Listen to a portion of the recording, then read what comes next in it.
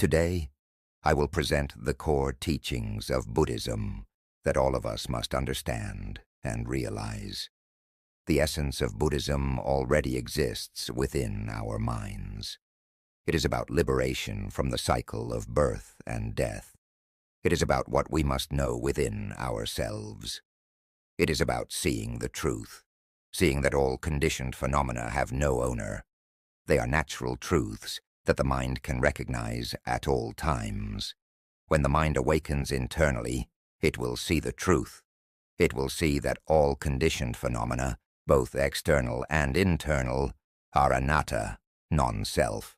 Atta means self. Anatta means non-self. All conditioned phenomena, both external and internal, are anatta, without self, without essence. They are neither us nor ours. Nothing within them can be said to be self.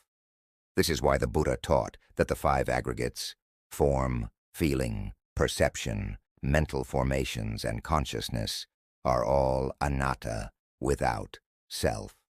This is the essence of practice. Hold firmly to this single principle. When we truly see that nothing is us, there is nothing to cling to and nothing to give rise to rebirth. Do you understand? Practice the Dhamma to see that there is truly nothing that is us. The Buddha taught us to see that nothing, none of the five aggregates, is truly self. These aggregates are simply natural processes, functioning as they do on their own. Due to ignorance, avidya, we cling to them, grasping and mistaking them for self, which leads to attachment, delusion, and suffering. Therefore, the Buddha teaches us to awaken inwardly, to cultivate wisdom from within. Ignorance, the lack of true understanding, is what binds us. Thus, we must develop insight internally to see things as they truly are. Most people aren't truly mindful within. Instead, they let their awareness flow outward, always looking outside themselves. This constant outward focus is what we call sending the mind outside. But let me explain how to turn this around. It's simpler than you might think. Dhamma is straightforward and accessible.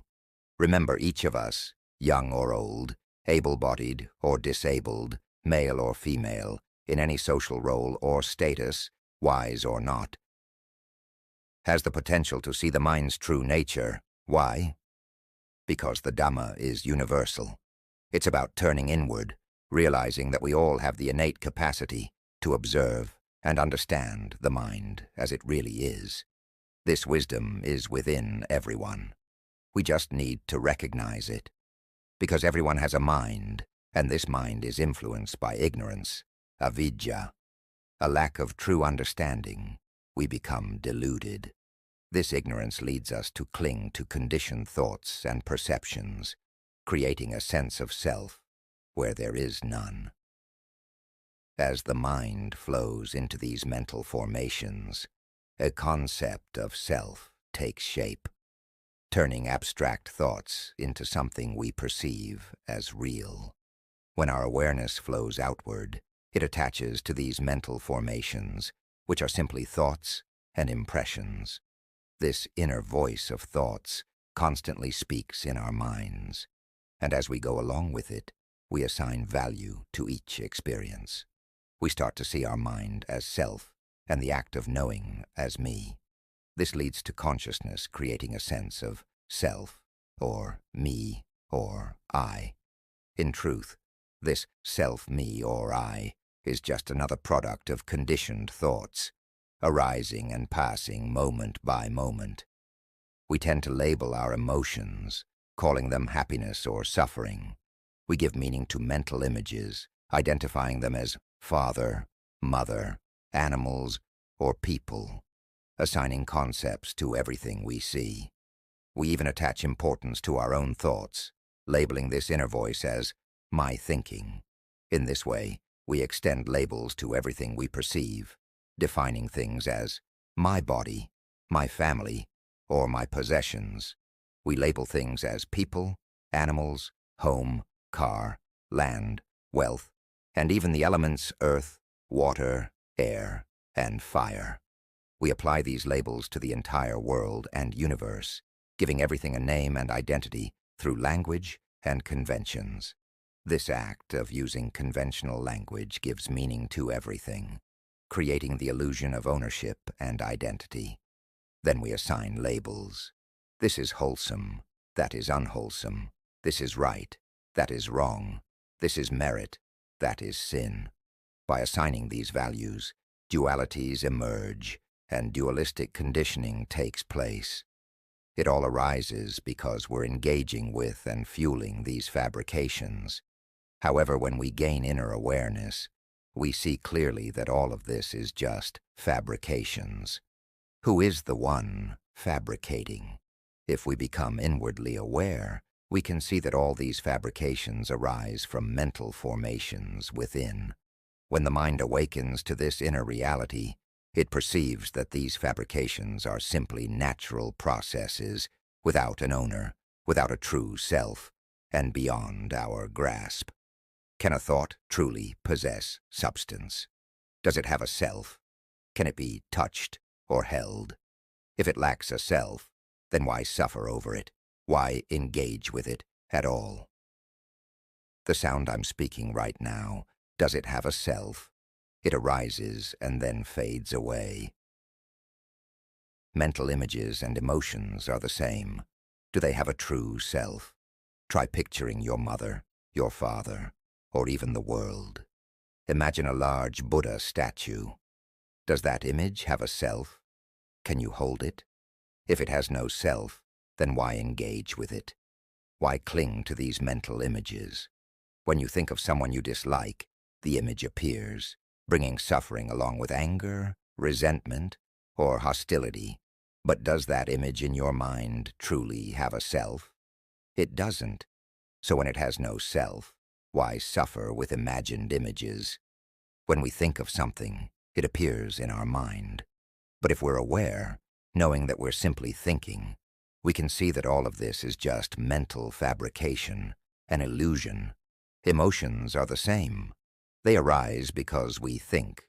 When we think, emotions arise. Think of someone we hate. Both image and sound come completely. Really hate this person, hate that person, hate because they said that. They spoke like this. Angry emotions arise like fire burning our own heart. No one can burn your heart, do you know? It's you who burn it. Create the fire yourself and burn your own heart.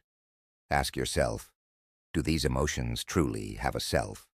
For example, when we think of our parents or someone we love, a pleasant emotion arises.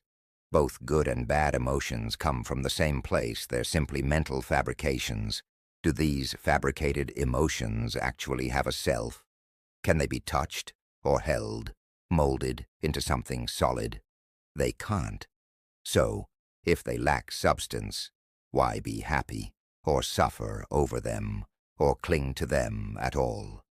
It has no true self, yet we cling to it. Just like this sound I'm speaking right now, there's no self in it. But we believe in these words, we trust in this sound.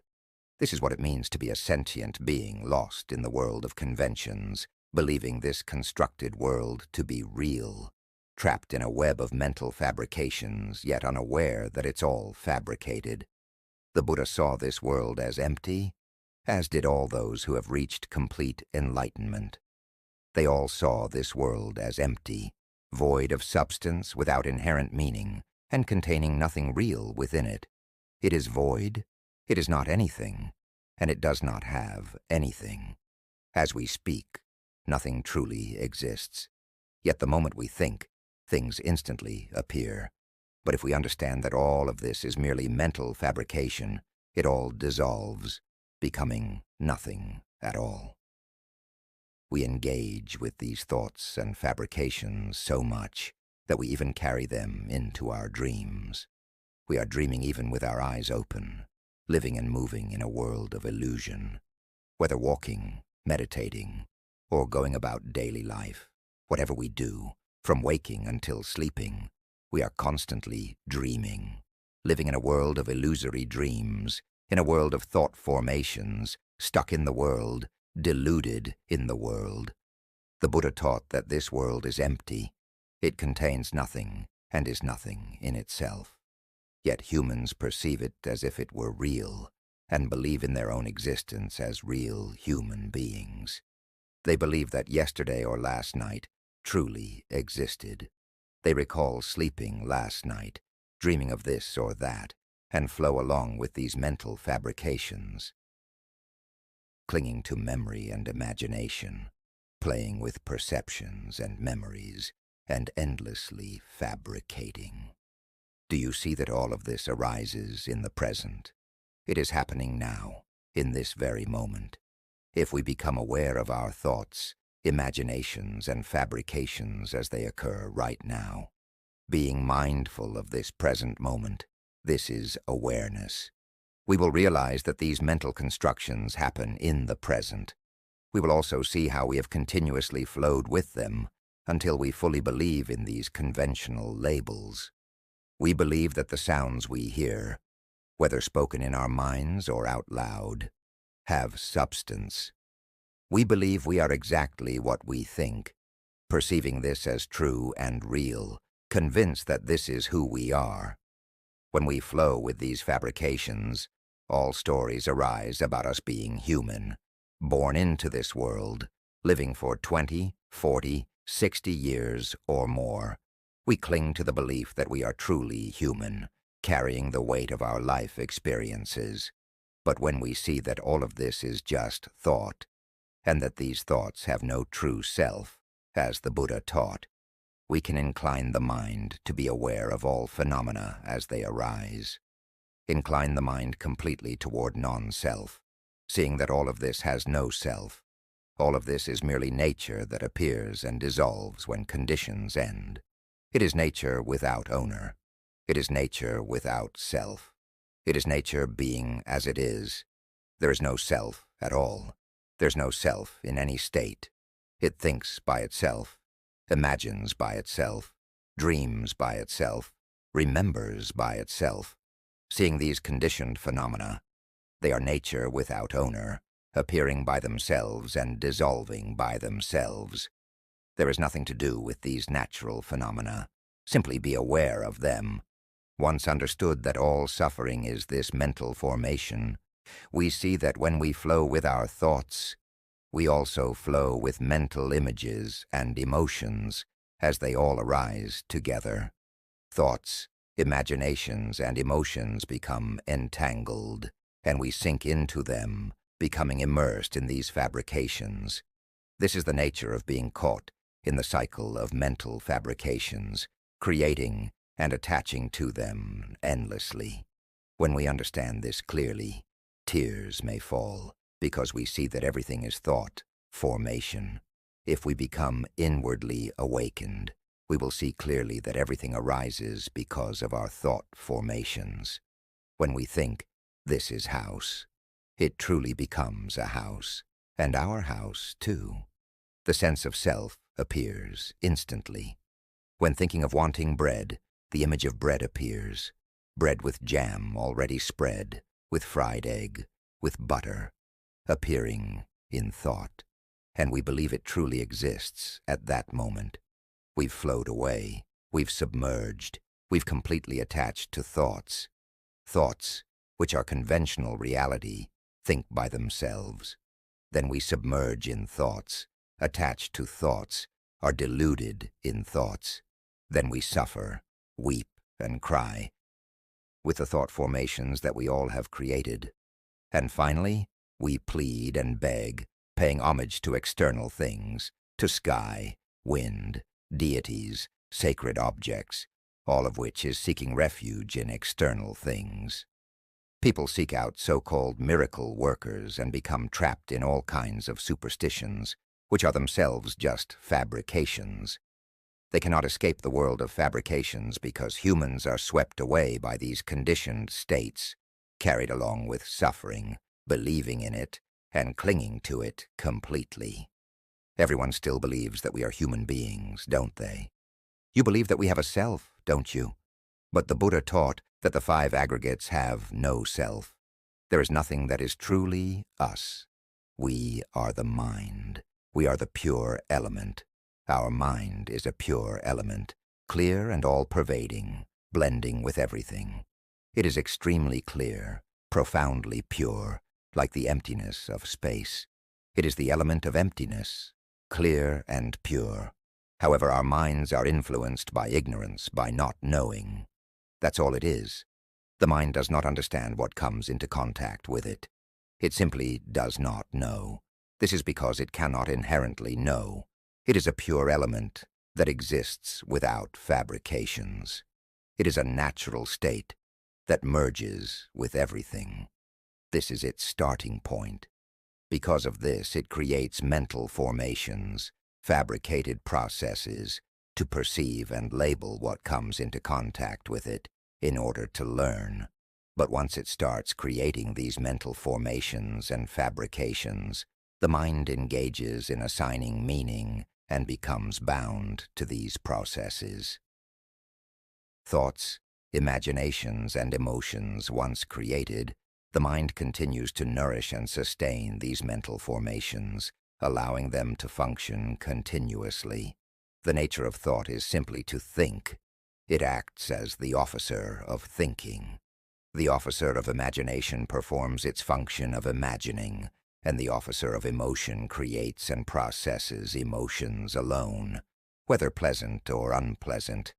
Sometimes there's happiness, sometimes suffering. Thoughts can be wholesome or unwholesome, right or wrong, good or bad, meritorious or sinful. These arise as pairs of opposites, as extremes. This process leads to the sense of self arising. We cling to and claim ownership of these mental fabrications, believing, this is me, this is mine, or this is my mind. Yet the mind itself does not need language to identify or describe itself. It transcends language. The true nature of the mind is beyond all conventions, beyond words. It is the primal element, untouched by constructs. Mental formations, on the other hand, are fabricated elements. Once the fabrications are formed, these fabricated elements take on their function. It is as if the officers of thinking and fabricating step in and take over, acting in place of the pure mind. The mind itself does not need to get involved. I'll handle it, says the nature of mental fabrications to the mind. You don't need to interfere. I'll take care of it. This is how fabrications assign meaning to what is perceived. This is a rock. This is sunlight. This is wind. This is rain. This is cold. This is an animal, a person, an object. It gives labels and meanings to everything that comes into contact. The officer of emotions then takes these meanings and processes them into emotions. When mental formations assign value to something, emotions arise accordingly, creating satisfaction or dissatisfaction. For example, I like this generates a feeling of liking, while I don't like this brings up a feeling of dislike.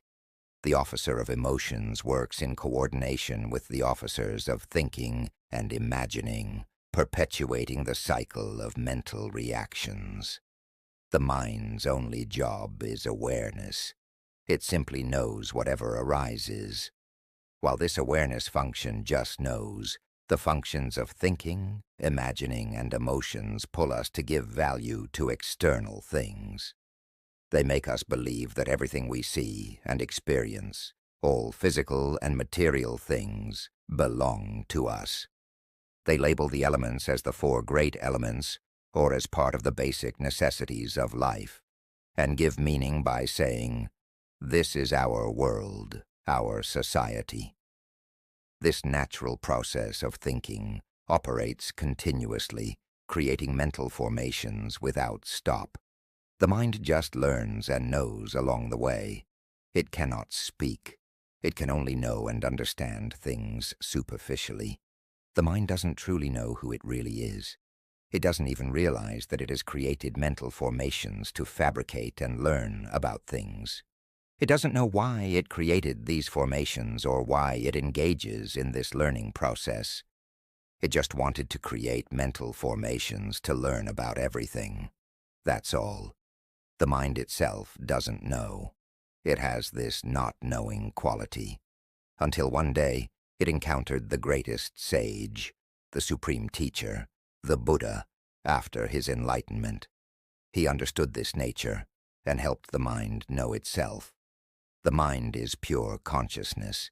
It doesn't need to rely on mental formations or create them, because these mental formations are just illusions. They aren't real. Don't believe in them. Instead, know things as they truly are. See the truth, and see mental formations for what they are. When mental formations create thoughts, mental images, or emotions, just be aware of them. When you awaken to see these fabrications, you'll realize they are non-self, anatta, have no real essence, are not you, are not the mind. Don't get attached to them. The Buddha taught us to go against the stream by awakening to what's within, to be aware internally and understand these fabrications. Because ignorance, not knowing, is the cause of suffering. We must awaken to this truth. This is the cycle of suffering where all beings endlessly cycle through birth and death. Being born in good realms means playing with pleasant emotions, while being born in bad realms means playing with painful emotions. We're caught up playing with these pleasant and painful mental formations, sinking deeper because we believe they're real. We firmly believe we are truly human beings.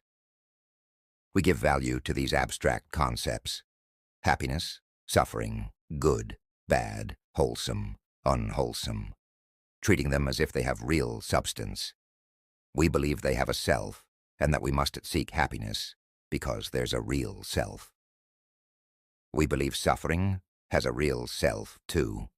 We truly believe all of this, and so we struggle to seek out all material things in this world to find what we call money. By convention, we treat money as the supreme thing. Everyone practically worships money already, because we believe that having money brings happiness, right? Everyone in this world seeks money, thinking money is their refuge, their only goal.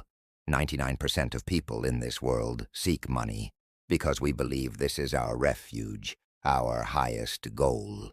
If we have money, we won't suffer at all, right? But little do we know. What we don't realize is that we have been playing with suffering from the very beginning. Everything we create and fabricate is, in fact, suffering. This is because it is impermanent, subject to change, and cannot be sustained as it is. Constant fabrication leads to living in a world of suffering, known as a dukkha sakka, the truth of suffering. Why?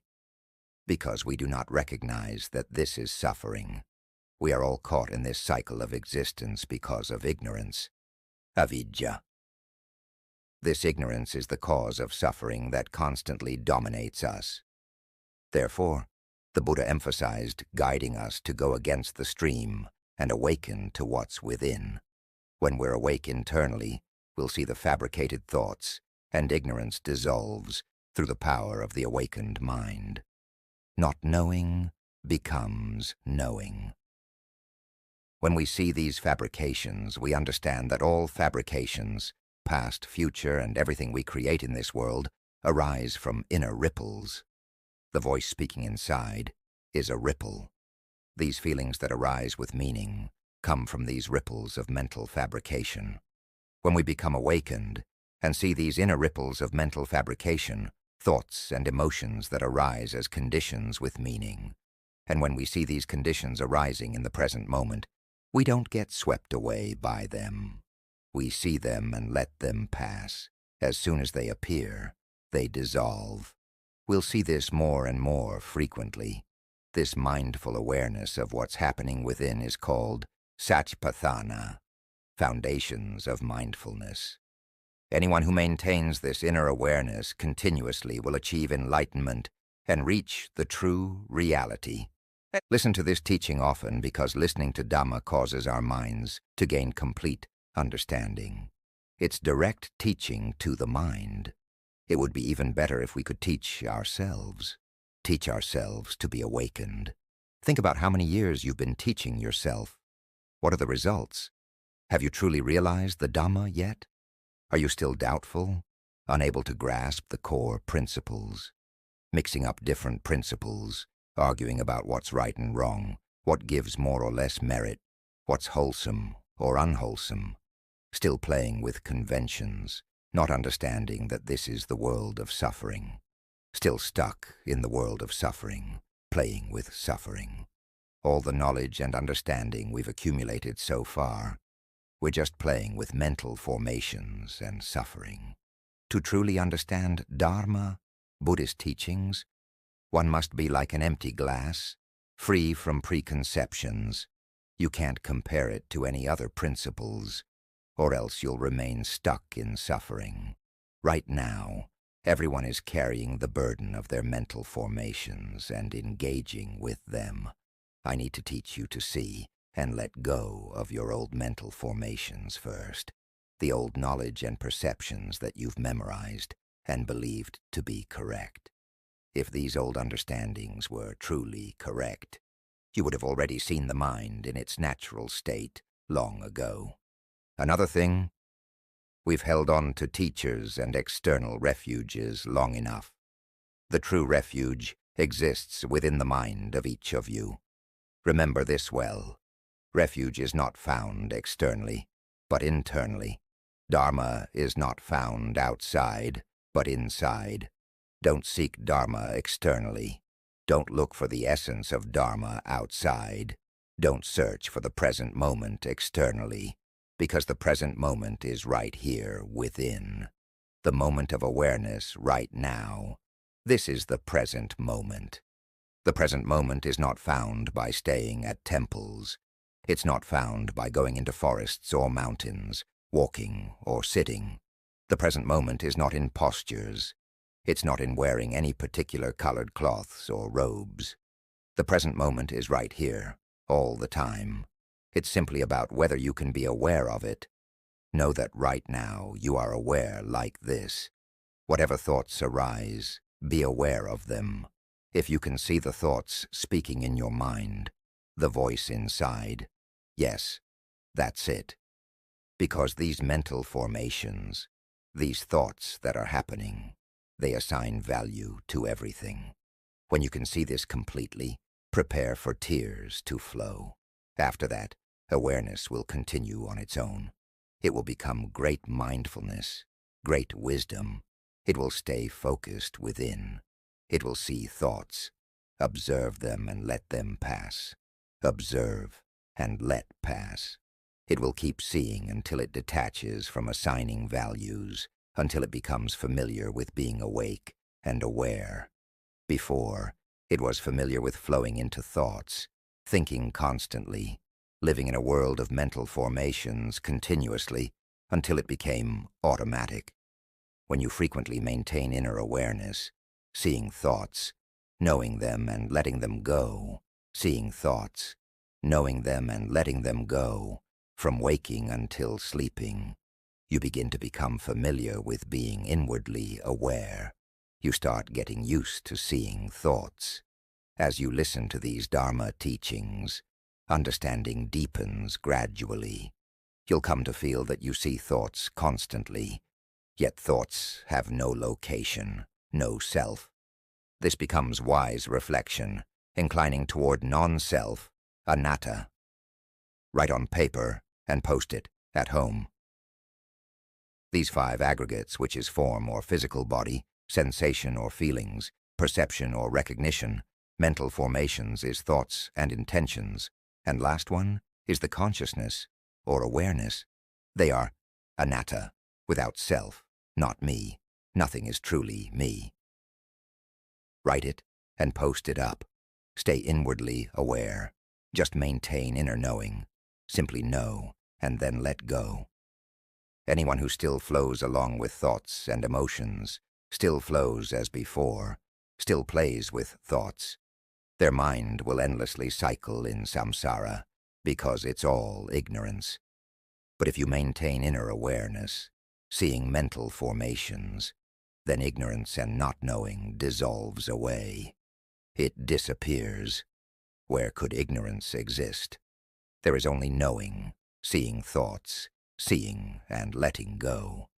This is the characteristic of a mind that maintains inner awareness. It sees that thoughts themselves create everything, and then it's no longer foolish enough to cling. You know until it becomes familiar, until it becomes automatic, until it knows by itself without any effort. Then there will be knowing, knowing, knowing, day and night. Finally, there will be a sudden, complete separation. You will see with your whole heart that nothing is truly you. Even this knowing itself is not you.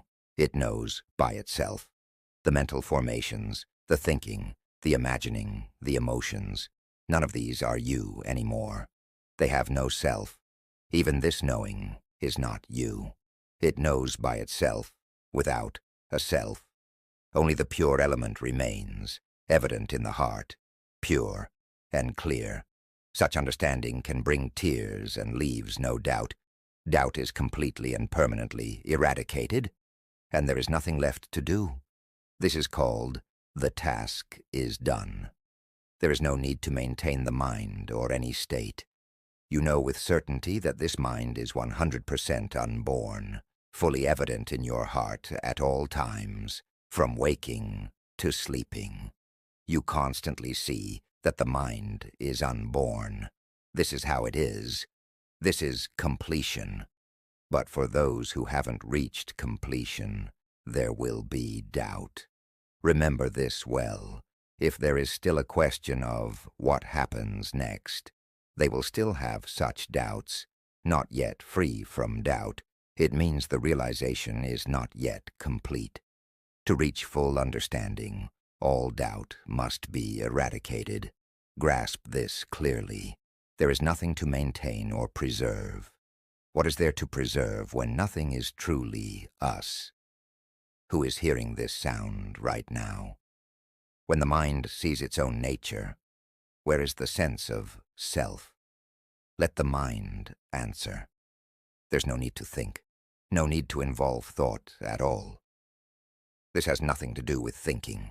Let the mind answer for itself. When it responds, it is over.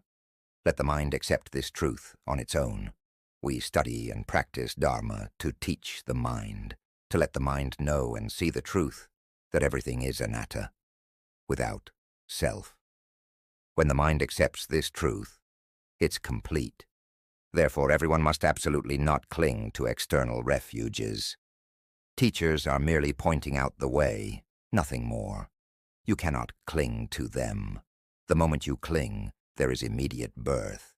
This is called sending the mind outward, and you'll instantly feel there is a me and them.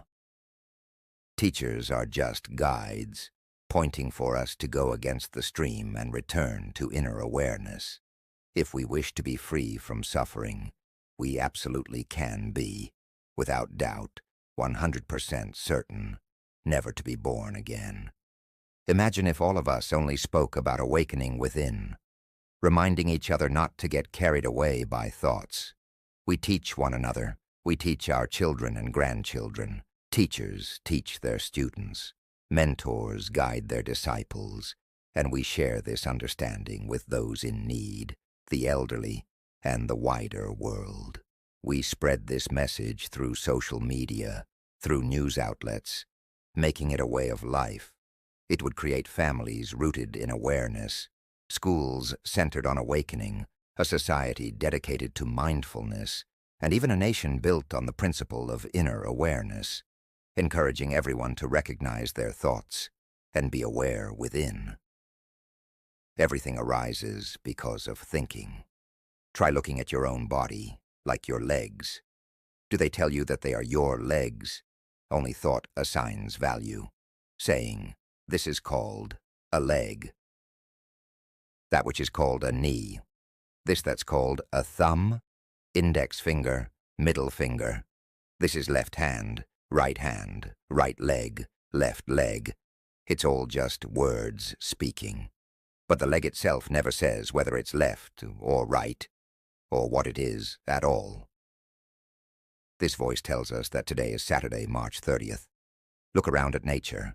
Does it really tell us that today is March 30th?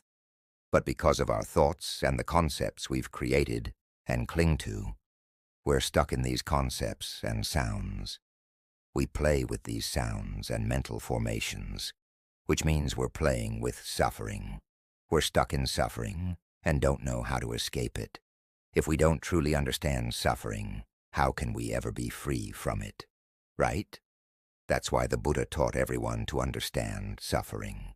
Suffering should be observed and known. That's all. There's no need to do anything else with the state of suffering. Just know it. The Dharma principle is this simple. When we teach each other like this and talk to each other, do you see thoughts constantly? They answer that they see them constantly. And when you see them constantly, things will change. When each person sees their thoughts and sees the dangers of thinking, they'll realize, oh, I was really foolish. They'll criticize themselves. Before, they didn't know they were playing with thoughts. Now they know. The thoughts are gone. It's because of our thinking that we suffer and become troubled. We play with thoughts, mental images, and emotions. We'll see that we were very foolish. This is ignorance, not knowing. It's like being deceived. We are deceived by ourselves, believing we are human beings. We convince ourselves that we are human, forgetting that we are, in fact, the mind, the pure element. But instead, we believe we have a self and are human. When we awaken within and see that all of this arises from mental fabrications, we understand that the mind flows along with mental formations. This is why we remain caught in the cycle of existence, samsara, unable to escape.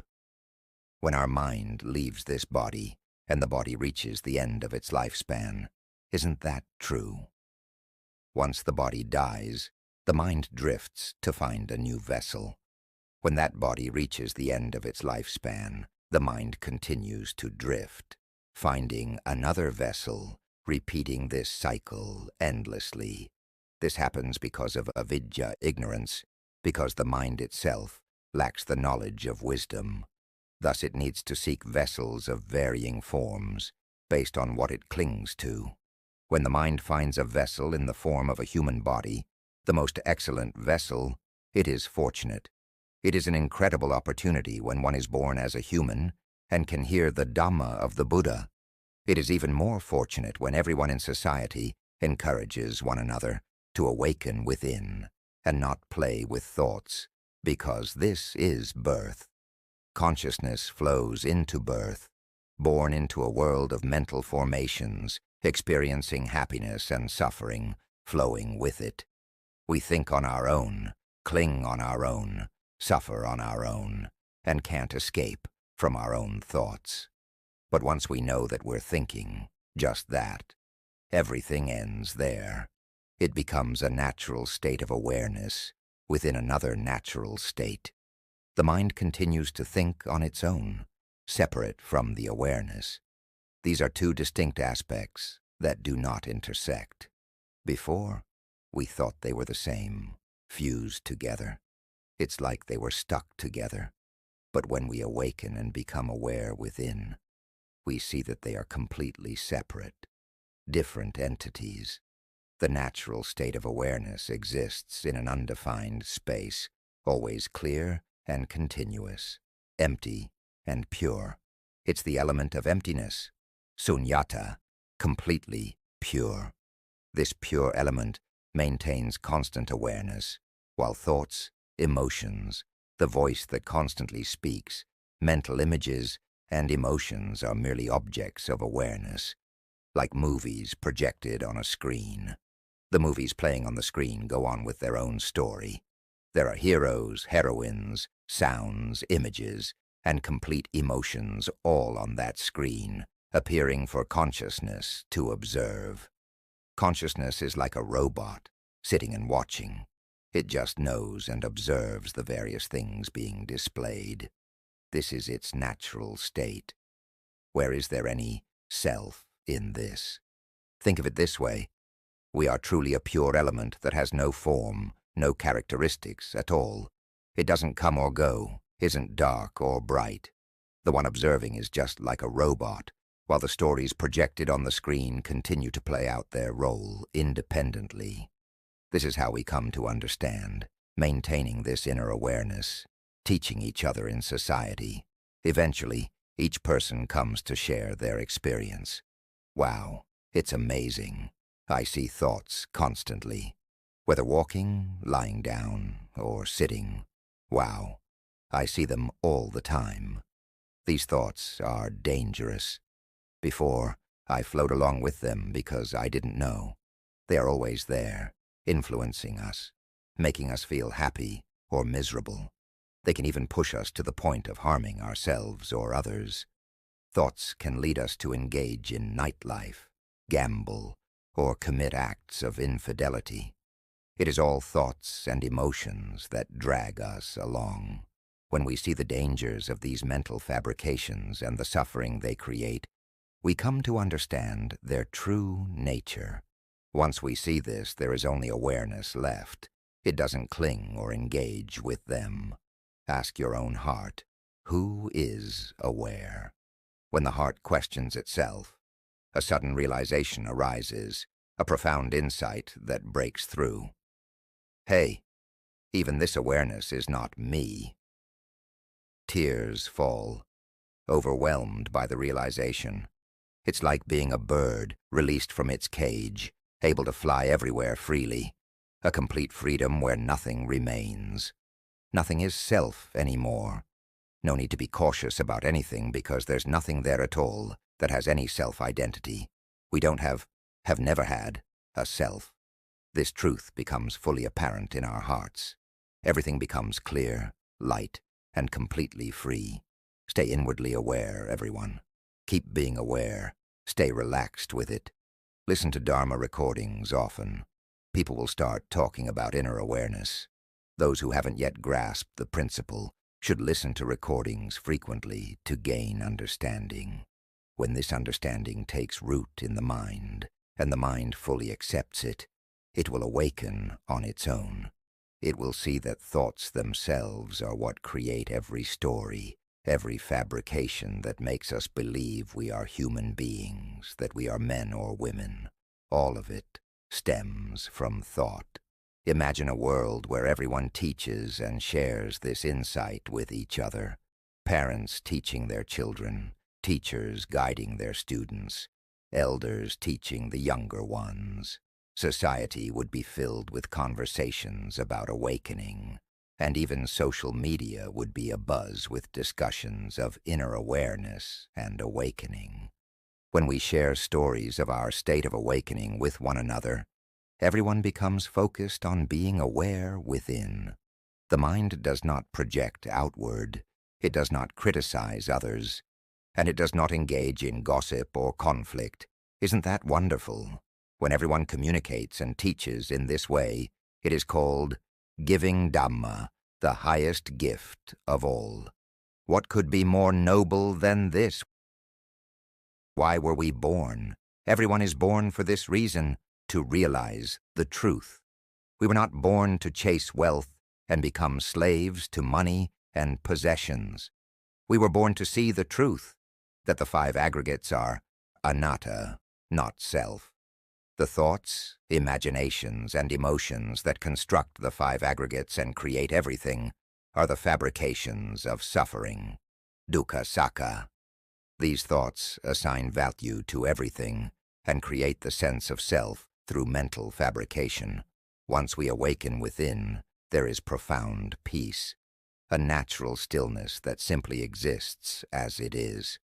It is light and comfortable, without attachments, without a sense of being anything at all. There is nothing to hold on to, because there is truly nothing to be or become.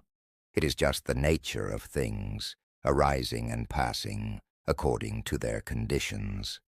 When a stone is thrown into water, waves and ripples naturally occur. Similarly, when we go to work, there will be conflicts and impacts. Sometimes we're satisfied with our work, sometimes not. When work goes wrong, we get scolded by the boss. When the boss praises our work, we feel good. These good and bad emotions flow naturally according to causes and conditions. Since we still depend on the 5 aggregates, this vessel of body and mind, we must continue living until this vessel deteriorates. However, we can live with wisdom, understanding that everything is simply nature taking its course. When we have wisdom, we don't cling to anything. We understand the world as it is. Now everyone comes to understand the nature of the body and mind, as well as this conventional world. Living in this world of conventions, they no longer cling to or are deceived by it as they once were. In the past, everyone was lost in and attached to these conventions. Devas believed they were truly gods. Beings in hell believed they were truly suffering beings. Humans believed they were truly human, and all sentient beings believed they were part of this world. But those with wisdom, those who have awakened, fully realize in their hearts that this world exists purely because of thought. In truth, this world is empty. It has nothing. It is nothing. Deep within our hearts, we know this truth.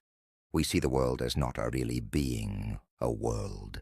We exist beyond happiness and suffering, beyond merit and sin, beyond wholesome and unwholesome, beyond all mental formations. We become pure essence that is nothing in particular, having lost everything, lost the sense of self and possession, lost the knowledge of having a self, lost the attachments we've held on to for so long, lost all the stories and memories we've known, the cycle of birth and death that we were bound to. We have lost it all, lost both happiness and suffering, lost all knowledge and understanding, until there is nothing left to lose. There remains only pure essence, fully realized in our hearts. It's like we've been sleeping and dreaming, lost in this world of illusion for so long, until finally awakening from this dream and understanding. From now on, our duty is to pass on this knowledge, to provide spiritual guidance. For the giving of Dharma surpasses all other gifts. Share knowledge so others may awaken. Help them see the dangers of mental formations. Help them understand suffering, understand the cycle of rebirth and the endless cycle of mental fabrications.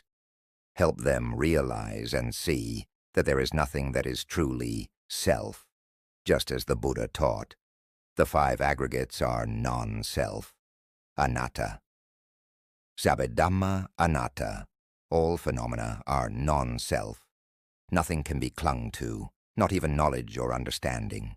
The sound of these words is just conventional language used for communication, so that listeners can reflect deeply and understand. Let the mind hear these teachings often. Listening to Dhamma leads to seeing the true nature of the mind and reality, as the mind absorbs this understanding over time. This knowledge becomes embedded in the mind until true insight arises. We train the mind until it awakens, recognizing the dangers of mental fabrications. The mind learns to be naturally aware, familiar with this state, until it becomes automatic, continuously aware on its own. Ultimately, the mind will release its attachment through its own insight. By listening to Dhamma consistently and understanding deeply, the mind inclines inwardly, realizing that all fabrications and even awareness itself have no owner. Nothing is truly us. This realization becomes clear when the mind directly experiences it. Sabedhamma anatta. All phenomena are non-self. Nothing can be held on to, not even knowledge and understanding. These spoken words are merely conventional language used to communicate, so we can contemplate and understand. Let the mind listen frequently. Listening to Dharma causes us to see the mind and true nature. Through repeated listening, this knowledge embeds itself in our mind until understanding arises. It teaches the mind until it awakens, until our mind sees the danger in mental formations, until our mind knows, becomes naturally aware, until it becomes automatic. The mind knows by itself constantly. Finally, the mind will release itself from delusive attachments when it continuously listens to Dharma, continuously develops understanding, continuously reflects inwardly that all conditioned phenomena, including this knowing nature, have no owner. There is no self. Clear insight will arise when the mind realizes this truth. These people continue to cycle in samsara, unable to find a way out because they still play with extremes, clinging to pleasure while pushing away pain. Speak of Dharma in terms of inner awakening. Speak only of the mind. Those who practice Dharma appropriately to the Dharma are those who remain inwardly aware, with non-self, anatta, as their goal, and non-rebirth as their aim, using awakened awareness as their practice. When the mind becomes firmly established in the principles of Dharma that lead to non-rebirth, the mind suddenly sees itself as nature, and this does not take long. One who has an unwavering goal becomes a person with stable refuge. They will surely see the mind as nature in no time at all. The principle of Dharma is this simple. Just understand this much, and it's complete. With this understanding, there is no more rebirth, and we are free from suffering, attaining a state of permanent liberation from all forms of suffering. Sadhu, sadhu, sadhu.